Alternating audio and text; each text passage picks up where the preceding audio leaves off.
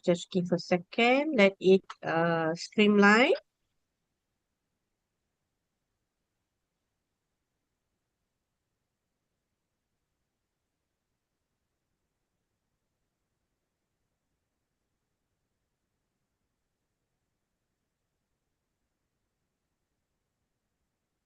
Okay, everyone, a very good evening and greetings to all.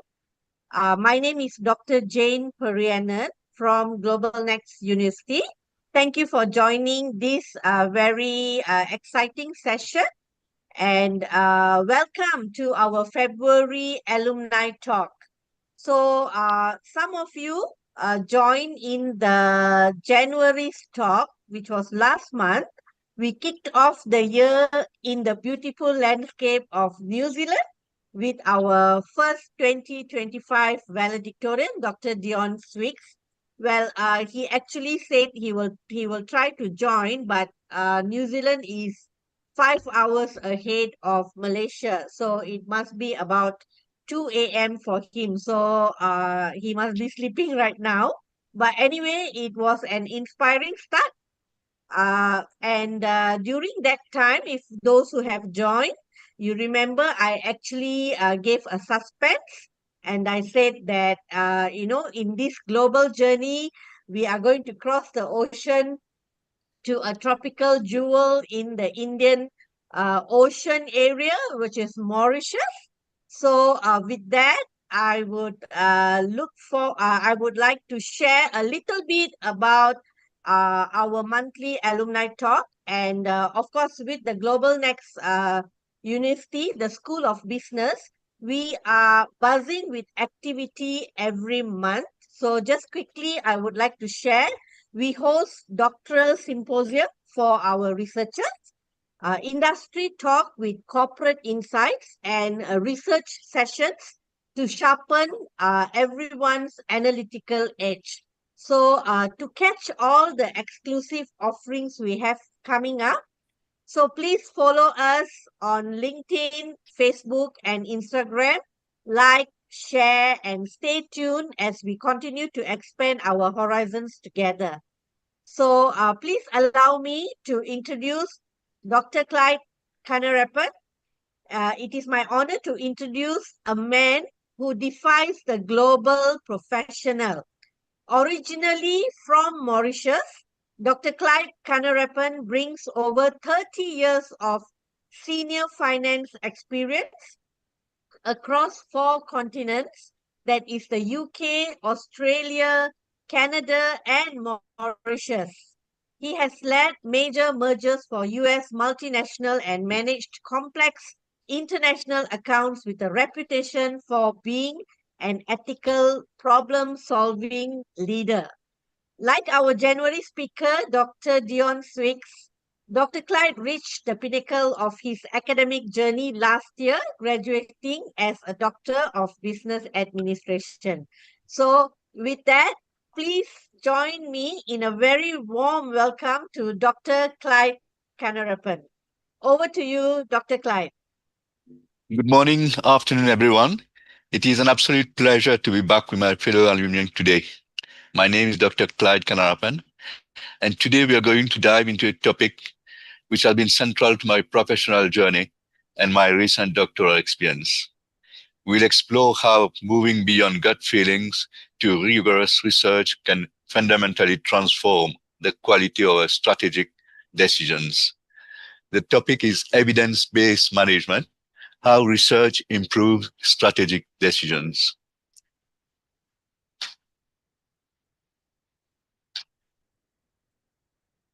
So the contents of the today's talks are, we have the importance of evidence-based management, EBM, the definition of ABM, and the connection between research and strategy, and how to implement EBM in companies. Definition. Data is the currency of smart management, according to Jerry Duck Blenman, 28 August 2025. Evidence-based management creates scope for critical thinking. It augments the quality decision-making and also amplifies opportunities for best outcomes. What is evidence-based management? We use data, research, and evidence to inform business decisions. The benefits is we have better decision making, we reduce bias, and we improve the outcomes. Example, companies like Google, Amazon, and Netflix use data-driven approaches in their day-to-day activities. EBM in practice provide leaders with structured framework to think critically, act decisively, and position the organizations for sustainable success. The research strategy connection, how research informs strategic decisions. We identify the problems and opportunities, we evaluate the various options, and we predict the outcomes and monitor and adjust as we go along. There are different types of research. We have academic research, market research, customer research, and operational research. It's like the ask, acquire, appraise, aggregate, apply, and assess. Implementing evidence-based management by best practices. First, we have to ask the right questions, because if we ask the wrong questions, we won't be able to get to the right path. We have to find and evaluate evidence. Then we integrate our research into our decision-making processes. And we encourage a culture of experimentation and learning in organizations. Implementing evidence-based management tools and resources. We have data analytics, we have research reports, and we also have expert networks with whom we can connect and ask for opinions, etc. Case studies and examples of evidence-based management in learning global companies. Decisions are guided by real-time data, analytics, and experimentation. Business strategies are tested using A/B testing and predicting model. Performance is continuously monitored using KPIs and dashboards.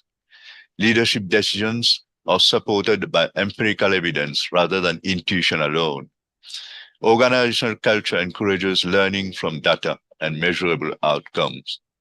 So companies such as Google, Amazon, and Netflix embedded data into the day-to-day decision making. These companies demonstrate how evidence-based management strengthens their strategic planning, the customer experience management, the operational efficiency, and innovation capability. And they're quite well-known companies on the international market.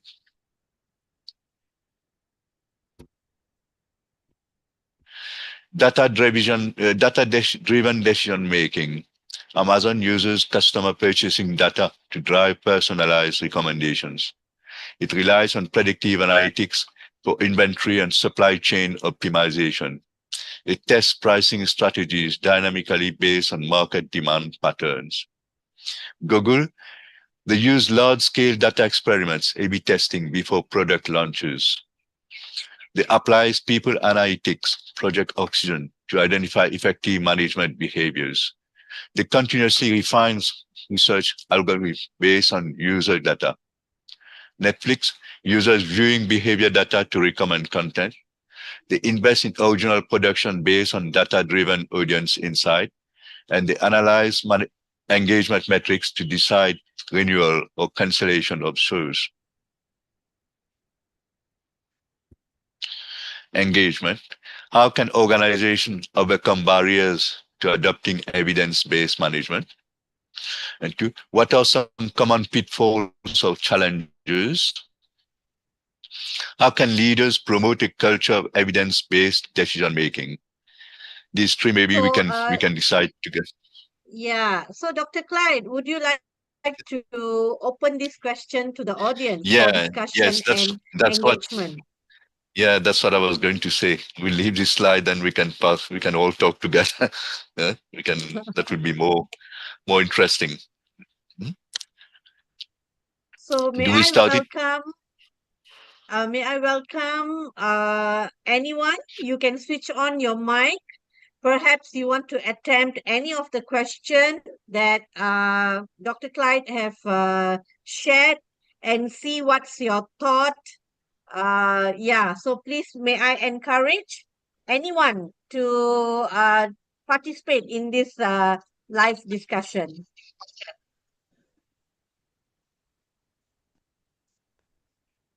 No, okay, I will attempt to answer one question. How can Thank organizations you, Doctor. overcome barriers to adopting evidence-based management? You see, organizations, any change in the organization comes from the top, right? From the leaders. If they depend or they will depend on data and take decisions only based on data rather than intuition, and drive that at every stage in the organization and create a culture, then people will start adapting. That is a fundamental human behavior. So that is how leaders can overcome the barriers and build a culture. Otherwise, everybody will be having his own intuitive type of decision making. So at the same time, there are necessities. There will be situations where everything cannot be based on data. Some of the like some decisions always organizations do take based on intuition and gut feeling, and some decisions are based on uh, data. So for the simple example, this is always quoted like driving a car. You cannot keep on analyzing data and in the real time and take decisions. It becomes more an intuitive decision when you try to drive a car. So similar situations will be there in the organizations where they have to take decisions based on intuitive gut feeling and experiences. And at the same time, there are many, most of the situations will be there where they have to depend on data, and that is the culture they have to create. So these are just Thank few you. thoughts I shared, but there is a lot, Thank you. Thank you. probably you can elaborate more in a structured manner. I thought I'll just share some spontaneous thoughts.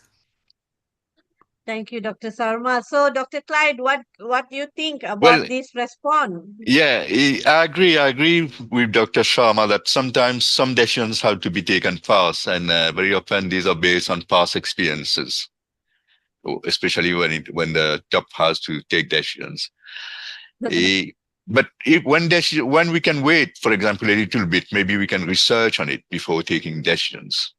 We can, and for that you need high caliber professionals to give them a task of deciding so they can do it fast. Yeah, then how can organizations overcome barriers? That is a point here. So what are all the methods Um, organizations what yeah, you suggest that yeah. organizations should follow to overcome the barriers? I mean, first, organizations should accept that when you take decisions based on good data, you will get better response, and you will avoid bias. You will get better outcomes. So, in that sense, then organization must encourage people to think properly before they decide something. Unless some decisions, I agree that some decisions have to be taken fast, but this has to be like one of. It cannot be like every day you take decisions on intuition, or well, Uh, especially uh, when you're running. yeah. When you're Dr. running, it's Clyde, same I like what. want to Dr. Clyde, I want to share one experience here. I used to have a boss. He is a he was a completely analytical and database decision management person. So he used to continue to analyze and analyze and analyze to a stage where the decision itself was not required to be taken. So there is, see, how do you bring, why I'm quoting this is, how while we overcome the barriers is one part of it, how do we overcome the extensive analysis which may lead to paralysis? How do you bring, how do you bridge how do you find this balance in the organizations? While bringing the culture, data driven culture, at the same time Yeah. we have to make sure that a decision has to be taken at a particular point of time, and you need not Yes. see, complete data will never be available. So how do we take a decision if we drive home too much data driven culture? Yes, you have to go according to what is needed. Don't go to, large volume of data, like you said, that will delay the decision making. So you have to ask for the top leaders must ask for what they need, what they really need, and maybe they must offer some guidance to the Yeah. people who are going to prepare it for them. I need this, I need that. If you take, like, you gave a very good example of driving a car where you can react on gut feeling, etc. But when a pilot is running an airplane, they can't do it by gut feeling because there are big risks. So I think organizations must behave like driving aeroplanes as we move on. No, no, it is Then much we'll more take better. tough. In case of aeroplane, it is much more tough. Experience only Mm. delivers results because when they encounter situations like there are innumerable number of cases quoted in the literature and in the newspapers. When they encounter a situation where very unusual weather circumstances come, they can't keep on analyzing all parameters and take a decision. They have to go by They the can't. They experience. can't. So Yes, yes, so there yes. it is there. Agree. It is they driving a car and they driving I mean piloting a aeroplane have similar situations of experience based decision making. But anyway, these are all the examples. Yeah, But yeah. we come back to let us come back to your talk. I am sorry I have Yeah. hijacked it little No, bit. that's okay. That's okay because Yeah. I think if I'm not wrong, Sadim Aldo Daibe has raised his hand.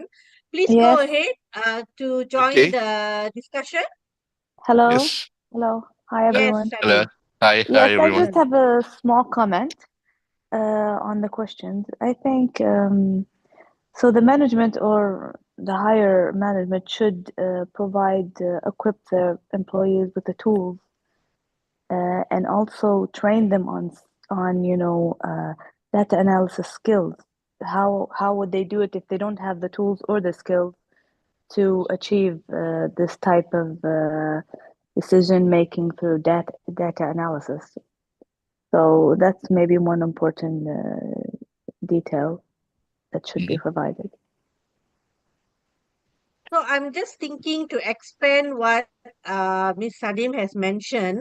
So Mhm. looking into question number two, right? So in relation to that, would that be considered as some common pitfall or some kind of challenges? Dr. Clyde, what do you think with your experience that Yes. you have, These,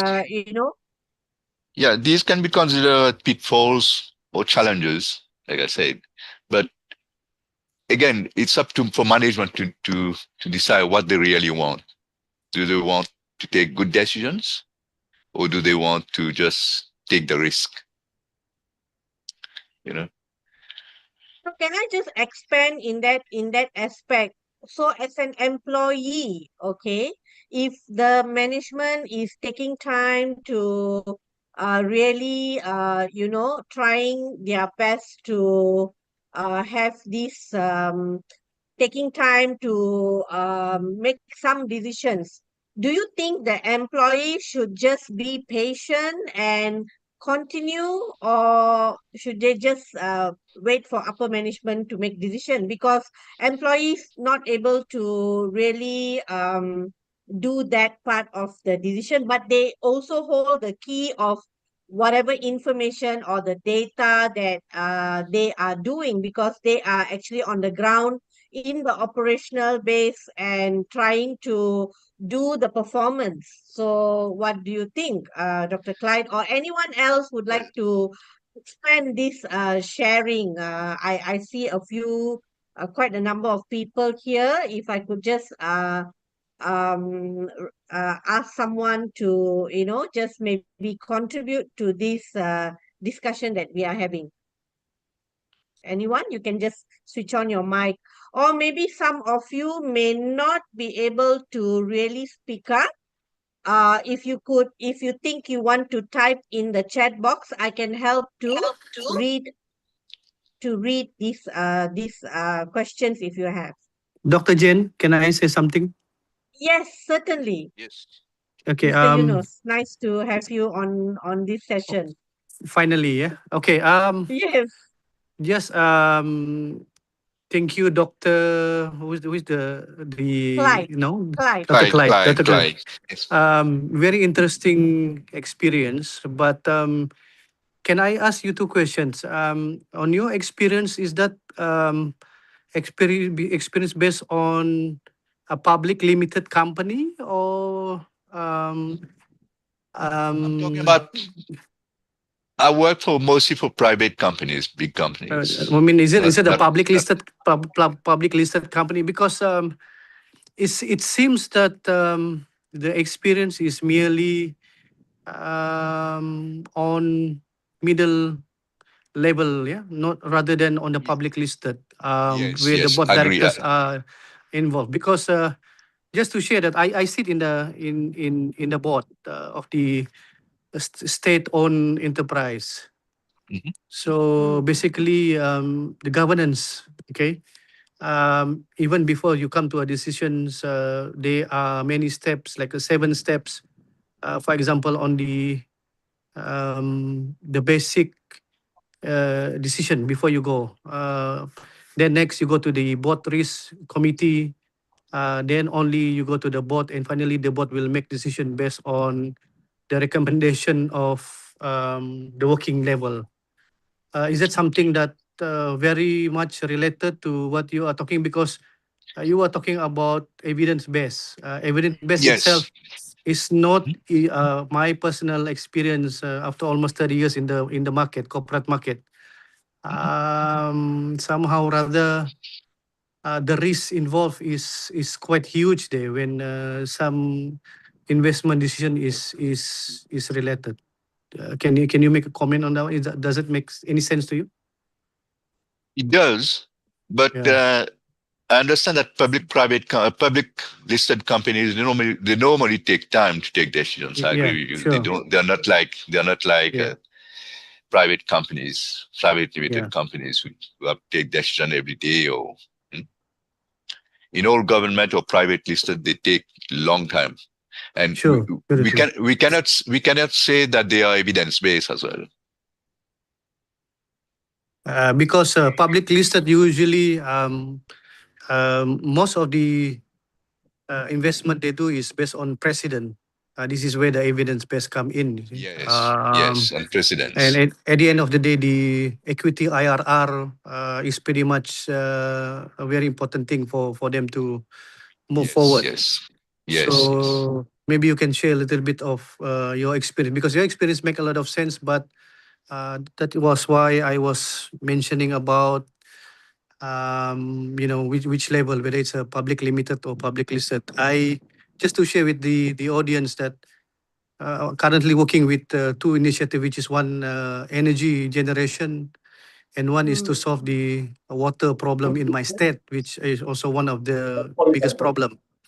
So this is where I think my experience and your experience will make a lot of sense if we can synergize and share. Yeah, please go ahead, doctor.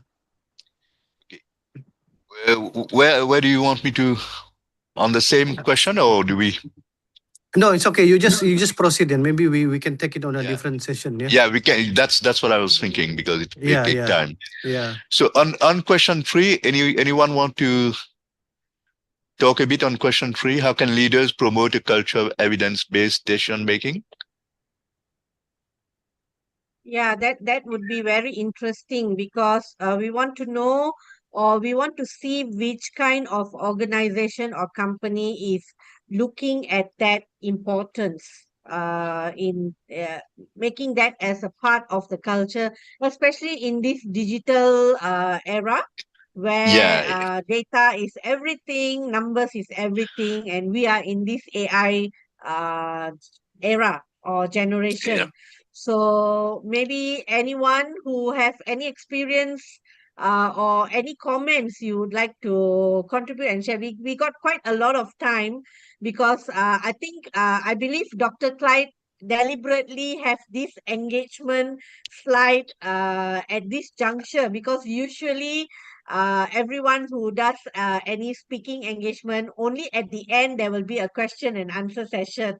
But it's very interesting, and in the middle of this session we are all trying to understand and see what kind of discussion that we can go through. So actually the culture is really something very interesting, and I do hope if someone can share their comments or even their experience, you may just switch on your mic, or if you want to type something, I can help to read out. So go ahead, anyone who would like to share this comment.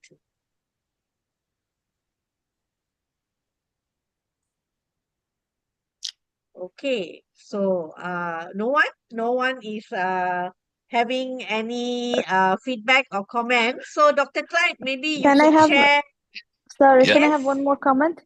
sure, For Sadim, go ahead. question number 3, Yes. in my company, usually each year, I'm not sure if it's the same topic or not, but each year they launch a survey for all the employees, the HR management, uh, to gather data about, employee experience, their engagement, their health, their happiness uh, within the company.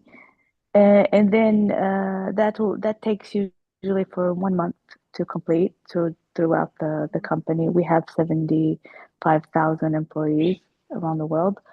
So after that, then the HR team start analyzing the data and trying to make a better workplace in our company. So is this something like the same for question number 3? Is this a type of thing that the leaders are doing to promote a culture of evidence-based decision making, or no? I would s- I would say yes. It's like this. When you encourage people Mm-hmm. to bring data, hmm, to Okay. validate whatever they say with data, it's Mm-hmm. part of it. It's part of it, definitely. Okay, great. Thank you. Thank thank you. Thank you, Sadim. So yeah, so Dr. Can Clyde, we can we if you continue, want to Dr. Jane? continue, yes, Yeah. go ahead. I don't. I have Yes. only 1 or 2 slides more. Let me see. Yeah. So the key takeaway from this evidence-based management. Then there are books on evidence-based management if people want to read or learn more about it. I've listed 3 books. One is Evidence-Based Management, How to Use Evidence to Better Organization Decision by Eric Barnes. Then you have the Oxford Handbook of Evidence-Based Management, edited by Denise Rousseau, and Handbook of Management Practices in Business, which is quite a recent one. A broad collection of research and case studies showing EBM and different business functions. Then question and answer session. If anyone else who want to add on something on this again, it'd be nice. Yeah, so Yeah, I yes, have one question. Can I ask one question? Yeah. certainly, Yes. certainly, Dr. Sharma, go Yeah, ahead. yeah. You see, basically now everything is moving to artificial intelligence. So in Yeah. the artificial intelligence environment, everything is, even the model is trained on a data. So basically, almost all decisions become automatically data-based decisions. So how do you see Definitely. the leader's role in AI-based decision making? They will have to use it now because it will be readily available to them. The only thing they will have to teach the people how what to give them. Don't give them all the data because they won't be able to take the decision on that. The people will have to simplify certain datas which relate to certain problems and then give it to them. Then they'll be able to take the decision right on time. Does that answer the question? Yeah. No, I think I was just thinking as we are talking about this topic. I think this Mhm. decisions, the word decision itself is very broad-banded because somebody was talking about, I think Yunus was talking about investment decisions. So there will be a lot of IRR calculations, and it's a big decision. This maybe supposedly involving Yeah. some millions of dollars of investment is involved. The decision Mhm. making process is different. Another, there may be levels where there may be routine day-to-day operational decisions. So Mhm. there is a different type of measure or decision, different level of data analysis required here, and Mhm. the level of data analysis required at a higher investment levels will be different. So there will be, and between these two there will be different levels of decisions where the quantum of data analysis has to be understood, and the level of analysis is required to be understood. Otherwise, again I mentioned that that analysis leading to paralysis type of situations keep analyzing Yeah, any yeah, day-to-day operations.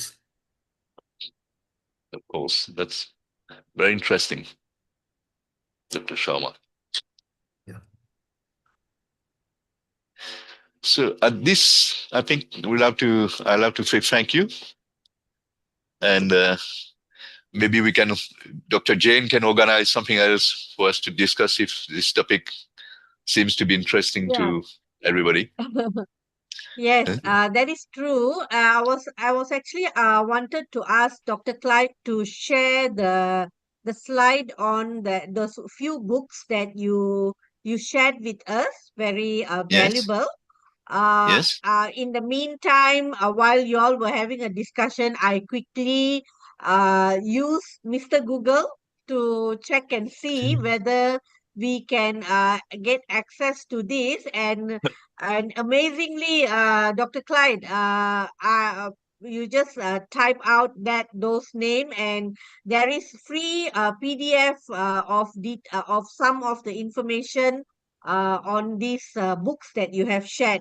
So if you okay, could just continue to flash this on the screen, maybe I can ask or invite our audience to take a snapshot, yes, so they can, later when they are free, they can look at it, because Yeah. I quickly checked that there seems to be free PDF.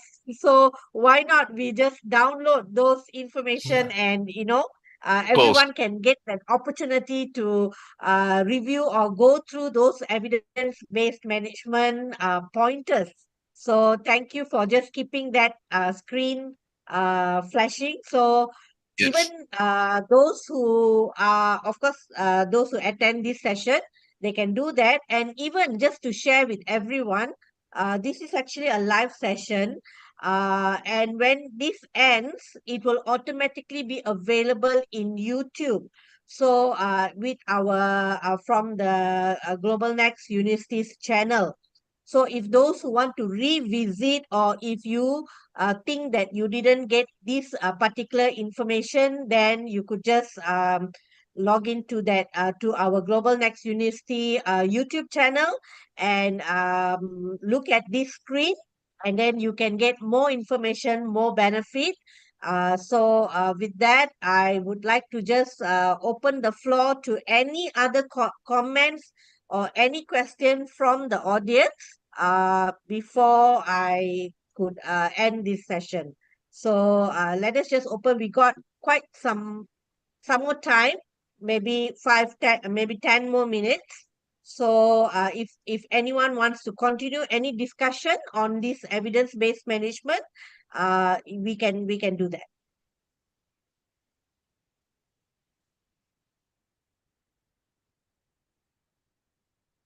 Okay, I think Mr. Yunus is just has logged out. Otherwise, I could have welcome him to continue the session, but that's okay.